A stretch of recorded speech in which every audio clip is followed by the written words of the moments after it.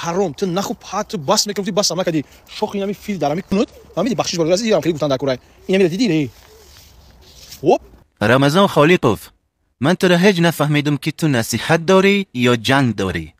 بهترین کار میکنی که مشینیکا را میبروری و تنقیدشون میکنی، ولی در تنقید و ملامت از حد نگذر که روز قیامت دردی سرد میشوه. اگر مقصد تو نصیحت و اصلاح باشه، با این بدزبانی تو هرگز کسی اصلاح نمیشوه. چرا تو با سخن فحش نصیحت میکنی؟ مگر پیامبر خدا صلی الله علیه و سلم با فحشگویی نصیحت میکرد؟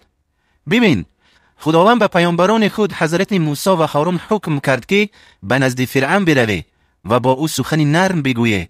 فرعون که دعوی خدایی داشت، ولی باز هم خداوند به پیامبرانش حکم کرد که با او سخن نرم بگویه. پس آیا تو از حضرت موسی و هارون هم مصلح‌تر هستی؟ و آیا مخاطب تو یعنی کسی که نصیحتش میکنی از فرعون هم بدتر است که اینقدر سخنان فحش میگویی؟ امیدوارم این سخنان مرا درست درک میکنی. و السلام.